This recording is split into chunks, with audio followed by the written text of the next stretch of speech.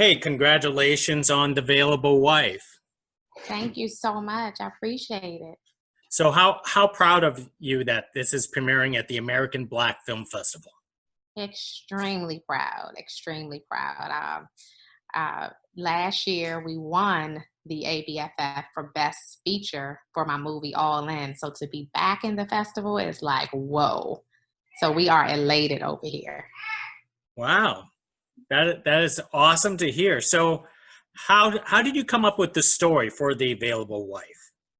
Yeah, so basically, this was a book. This is book to film. And because it's book to film, this was written in 2008 by Carla Pennington. And so this story was already done. It was just a matter of us going in and figuring out what part of that book would be the movie. Mm-hmm. So, and we had lots of choices, right? Because this book is filled with drama, craziness, suspense. So, it wasn't a hard task at all to figure out, what we were going to do. Oh, okay. Well, since it was about, book to film, could you talk about your development process, how you managed to pull this off? Yeah, so typically, for Megamind, our main purpose is to do book to film, even though we do other projects as well. And so our development process is normally we have a lot of our readers who will go and say, and everybody gives their interpretation of what portion of that book should be the movie. And then from there, we have our focus groups, and then we go into whoever the writer is. Obviously, an Available Wife, it was me. I did the first set of the first draft, and then I brought on another writer, Jamal Hill, who came in and was able to help revise the second draft. Jamal is a filmmaker, director that I worked with in the past, and so together we were like, okay, let's just tweak this and make this on fire, and it did. It did. It was so good. How hard is it to develop this, knowing that you have to leave like a huge chunk of the book out of this film? Yeah, that's always the hardest thing. I mean, for any writer, I will say this: I did my first book to film adaptation in 2015. I was crushed. It was a book called Secrets of a Housewife. We turned it into a movie called Secrets, but ultimately, I think that was the defining moment for me when I said, "Oh, that's what this is all about. You can't take the entire story and put it on the screen." Once I got over that, ever since then, I've been okay because now I know what to expect. I think, if you're an author, if you're a writer for the script, and you are doing this for your very first time and you don't know any better, it's hard to digest. But, once you know what it is, you just figure it out. So you consider yourself a professional adapter now from book. Yeah, at this point, right? Without the emotions, you just got to take the emotions out and make it happen. Do you always have that sense of hope that you want to revisit the same book again, particularly like a character like Nicole? Yeah, I'm gonna tell you what one of my goals are right now. I would love for I'm in development on a series called Cold Records, which is a continuation um of the Available Wife. So I'm really hoping that this finds a home because when people watch the Available Wife, everybody says that was an amazing movie. What's next? So I was like, you know what? I got to figure out what's next. How do you write the mindset of Nicole? I mean, she's a strong entrepreneur, just like yourself. I mean, how do you want to approach something like that?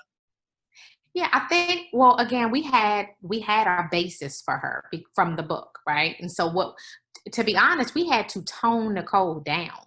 She was so vicious in the book that we said if we put her on screen like this, the people will go, "Oh no, we don't like her at all." So we had to make her more likable, and change her and tone her down a bit. So what you see there is basically a very toned down version of what's in the book. So when it came to the decision to have KJ Smith play Nicole, could you talk about that? Why she's perfect for someone to play? Oh, yes, yes. She is perfect because she was able to adapt to those mannerisms of Nicole. She was very curt, her expressions, everything about her. I believe literally there was nobody else better for this role than KJ Smith. And that's hard to say sometimes even when you get to the ending product, you can think of other people who could have played the role, but she was perfect. What about incorporating some of the music into a film? That's always a difficult task, especially when people expect it like in something like this. Yeah. So I think the good thing was that we have a music supervisor who is from the music industry.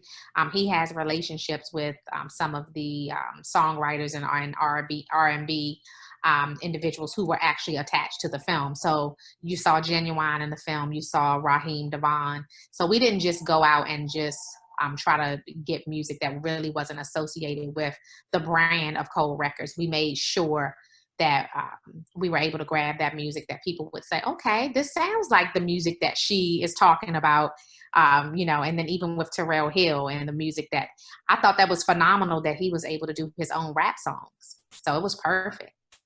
That was perfect. I know you're calling me from Washington, D.C. right now, and this is where the project actually was filmed, and it's Washington, D.C. Most of us don't think of like Washington, D.C. as, like a production background. We think of like Los Angeles, New York, Vancouver. Why is Washington, D.C. so perfect for your productions? Oh my goodness, because number one, nobody else is filming here. It's us. We are the ones who have said we're going to make DC the new Hollywood. We've actually filmed 8 movies here so far, and we're actually on set right now, filming a holiday movie, Holiday Heartbreak. And it's in DC again.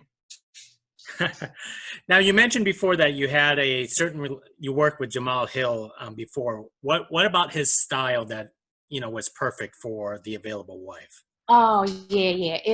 Jamal understands what my brand is for Megamind Media. We've worked together before, and so anytime that I do a movie where I have to have upscale anything, whether it's the characters, whether it is the clothing, whether it's the cars, the homes, Jamal is perfect at understanding that.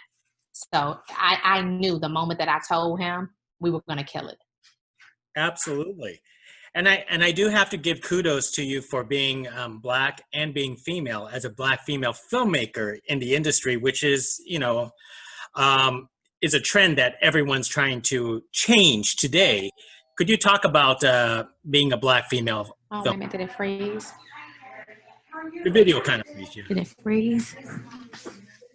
Let me see, did it freeze? There you go. Can you hear me? Yeah, so you know what? Wait a minute. You froze. I heard you, and I said, let me move. I didn't know if it was me or you. I heard you say about being a Black filmmaker, and then everything else you said, it froze.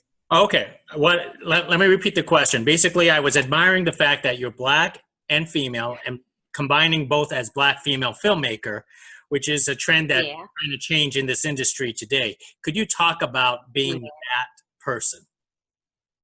Yeah, I mean, number one, obviously there aren't many Black females doing this, but even with the ones who are, sometimes, we can be afraid because we don't have the right funding, the right support system, the right things that we need. I feel like at this point of where I am, I have connected with a lot of industry execs that have been in for a long time, both male and female, who've supported me wholeheartedly and made my journey quite easy. And, because sometimes people will say, well, it seems like this is seamless for you. No, it's not seamless, but the support system that has been there for me, I can't complain.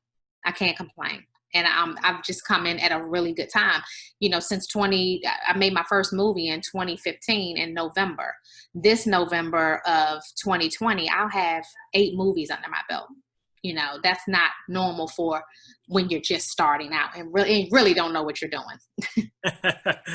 With 8 movies under your belt already, not to mention writing credits and producing credits, when is it going to be your turn to helm behind the camera? I don't know. No time soon. I think for me right now, a few of my goals are I want to get some of my TV series off the ground. I want to get some of these projects that I have in development into the right hands. And just really want to, at some point, have more of a studio in the Washington, D.C. area that creatives can get together. My background is in teaching. And so one of the goals that I have for myself is to continue to inspire, motivate, and teach young people who are in the creative world. And I can't do that if I don't get a studio, right? So I need a studio. I need a place for them to congregate. Excellent. Well, let me wrap it up with one more thought. Obviously, these are interesting times, very, very unpredictable. But it sounds like you are back into filming production right as of right now. I was going to ask you, like, how do you manage to pull that off and stay creative all this time? Yeah, you just really, you have to make a decision. Obviously, we want to be safe.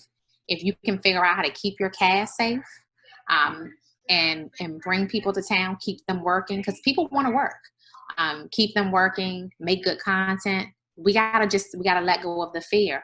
But again, you got to do it safely. My dad is older. I can't take my dad COVID, so I have to be careful about who I'm around. Make sure I continue to get testing. And so we have a very strict package that we've put together for our guidelines, and that's why we've been able to make so many movies during this. We made 4 movies in June and July. Two were shot in June, 2 were shot in July, and then I'm doing one now. So that's 5 movies during COVID. Wow, that is mighty impressive. Well, hey, thank you very much, Tressa, for speaking with me. I really appreciate it. It does sound like you're going to places with all this aggressive filmmaking of yours. I love it. Thank you so much for giving me your time. I appreciate you. Not a problem. Thank you. Bye now.